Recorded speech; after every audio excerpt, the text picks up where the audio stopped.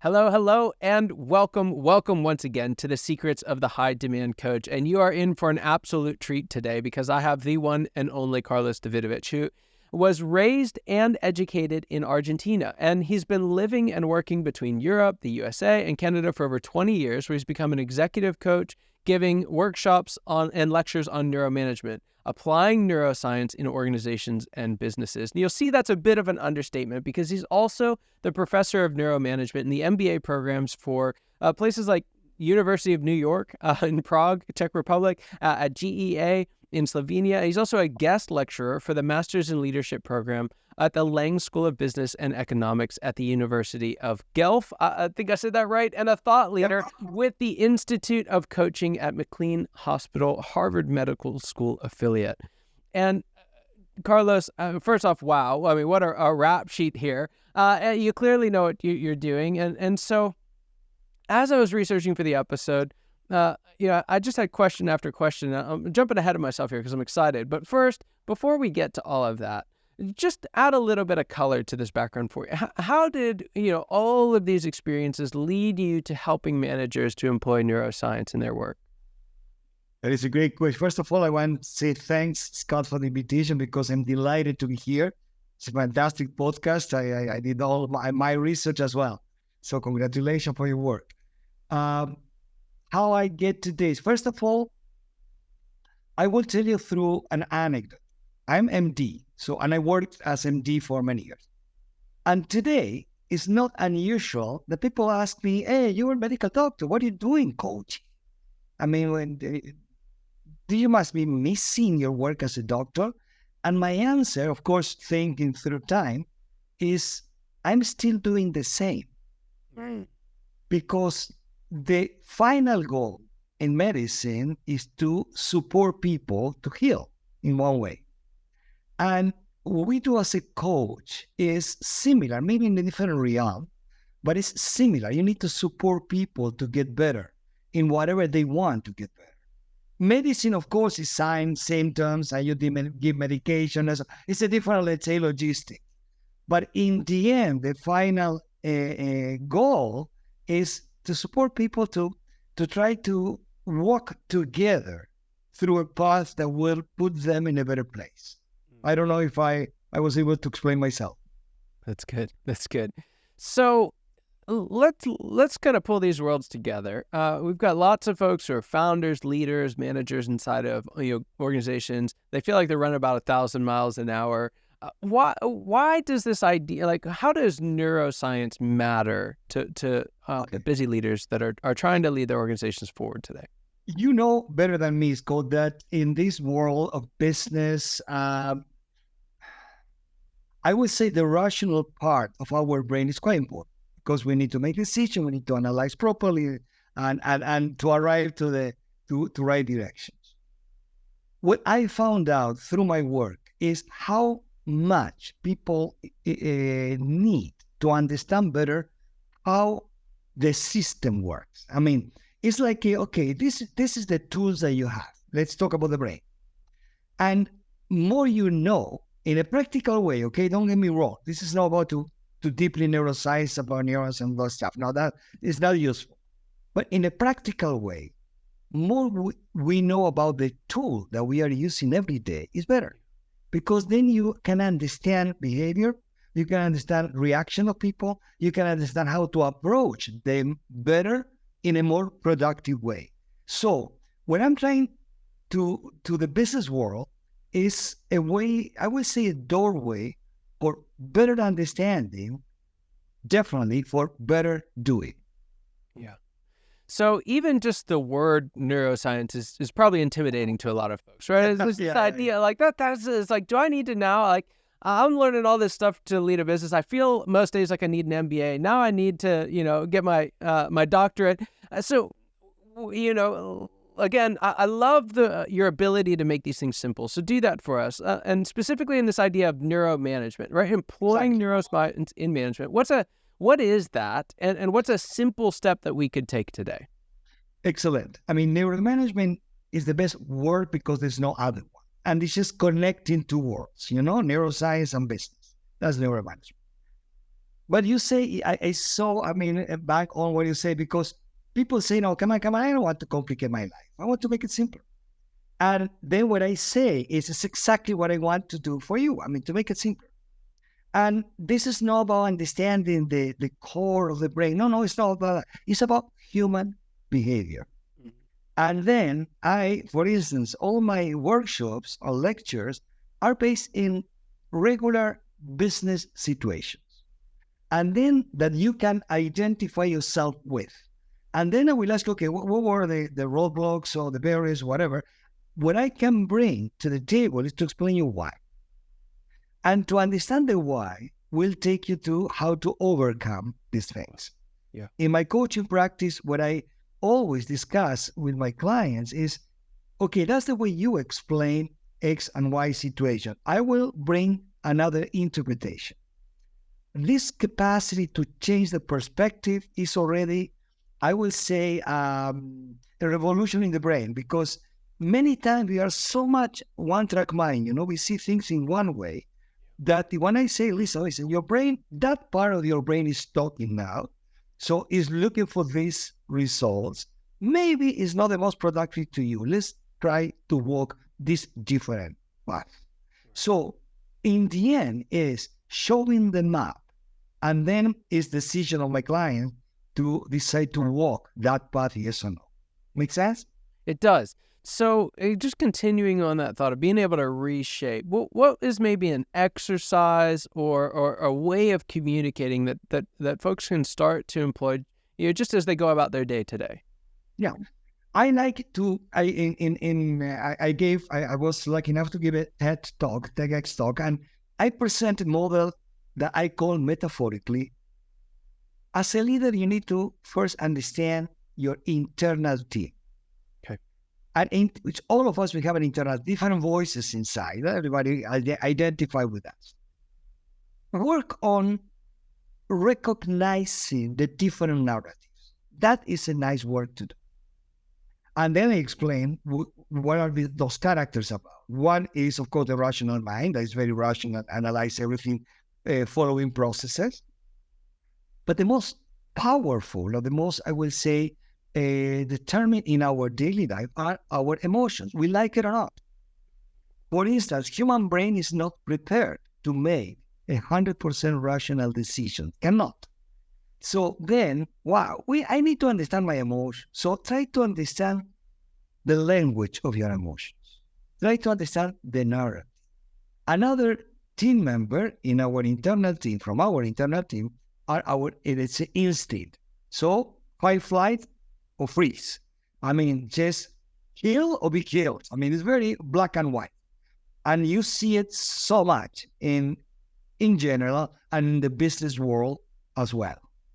And also, another component is intuition. That intuition is no magic. It's a process. It's a more sophisticated Google ever. Because it's the way it works. What I'm trying to say in a practical way based on your questions, is start listening to yourself, and you will start little by little identifying different voices. Yeah. And in the end, it's your choice to pick which one you will follow.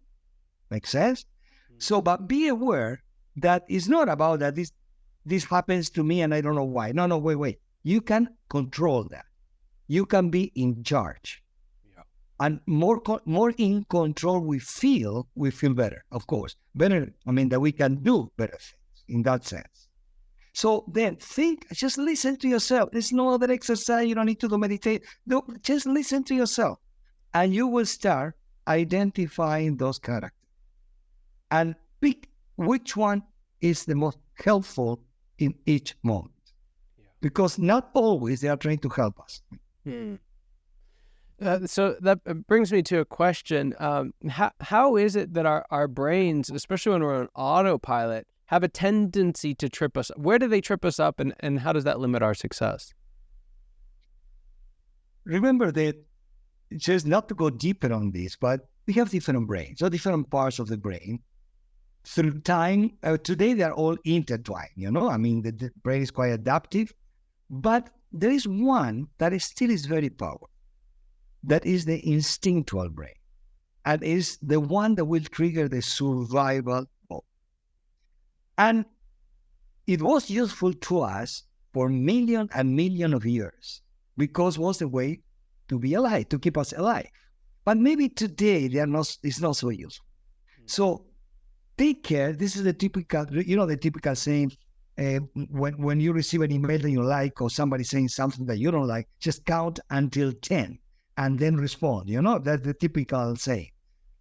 That is not just a legend. This has a scientific support because it's to let that the information will reach the rational brain, the instinct can come down and you will respond in a different way. Wow. What I'm trying to say is don't follow that first reaction that was created through many, many, many millions of years to defend ourselves and not necessary today are helping. Wow. Yeah, it's so good. It's so good. So you have this idea of 5-brain leadership. And so the question that begs to mind is, one, I thought I had one brain, so help us out with that. And you've kind of alluded to this throughout our conversation. And then two, how many brains do you really need to run an organization? How does that work? I love the question, Scott. The truth is, you cannot get away from them. And they work in team. So we need... maybe that was not the way you formulate the question, but maybe the question is, what is the right formula to deal with all our being? I presented as a brain, different brains, because we have neurons here, we have neurons in our heart, neurons in our guts. So those are the different brains. What is the perfect formula? Not the perfect, the most productive formula. Let's take perfection out of the equation. The formula is identify with your positive emotions. Positive emotion doesn't mean everything is okay? That is not correct because it's not true. Positive emotion is, or being positive is, I will try to find a solution, period.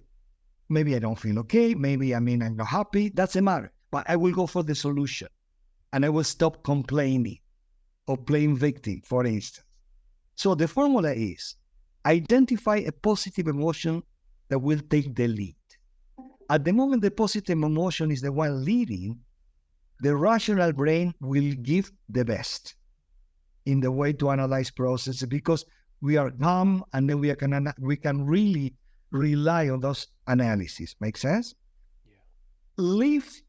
Listen, and I will put it, listen to your intuition. It's that voice that comes from nowhere, but that many times is a source of information. Just listen. I'm not saying follow all the time what it says, but just listen. And leave the instinctual part, the instinctual brain, the reptilian brain, leave it just for emergency, when there is a drama, okay? But if you want to be effective, lead your rational brain through positive emotions that will put you in a good place.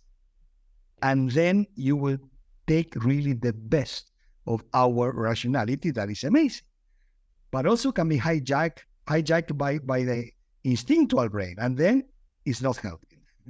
Wow. I love that. If you want to be effective, lead your rational brain with positive emotions. There's so much power in that. I'm not quite sure how you top that, but I've got another question for you here. And please, I like to ask all my guests, and it's this: what is the biggest secret that you just wish wasn't the secret at all? Well, what's that one thing that you wish everybody watching or listening today knew? You mean that they will see or know about me? No, just about, if you were to say, hey, I want to sum up what I feel like I'm trying to convey to my clients, to those that are listening, what is that secret beneath it that you wish that they knew and understood? Wow, that is a very profound question. Love it. It's stop relying on your past and fully understand that we are always moving to the future. So don't complain. Try to learn what to be adaptable means. I will try to explain myself because it's very important. Most of the biggest conflicts are because people are attached to what they know in the way they do things. I always done it in that way. You know, that guy, always is that. Please break a pattern. And the pattern doesn't mean not to keep what was useful to me, but break the pattern, because life is, we like it or not, we hate it, by the way, life is changing. It's change. Yeah. I tell you, it's a cliche, but it's true. That's the problem. And nowadays, and through the pandemic, it was so obvious that we just, the only chance that we had is to be open and to see, okay, what is coming? Because uncertainty was at the top. Yeah. And of course we want to survive. Then we need to be open to what is coming. Make sense? And in business, I work with one concept that is called the new Q, the adaptability quotient, AQ. So no IQ, no EQ, AQ. And it's more complex than resilience. It's how I can grow with the new stuff that is coming. Yeah. Because there's no way out. Yeah. Well, so good. So good. All right. So I'm going to have you shift gears a little bit. I'm going to have you take off your neuroscientist, lecturer, coach, and mentor hat. And I'm going to have you put on your CEO hat, if you will. What's the next stage of growth look like for you as a leader, and what challenge will you have to overcome to get there? Okay, as a CEO, I would like really to multiply myself through others. So by now I work by myself, but definitely I would love to work with other coaches, let's say consultants, and to be able to not only to replicate what I learned, but also to grow together. Yeah. And then I can see the image, let's say call it a team or call it a company, I don't care. But something that will really be able to expand this and to impact more people. Yeah, I love that. Well, Carlos, just a fantastic time. What a conversation. I feel like I've learned so much. I don't know how to take it all in, but thank you so much for being here. For those of you watching or listening, you know that your time and attention mean the world to us. I hope you got as much out of this conversation as I know I did, and I cannot wait to see you next time. Take care.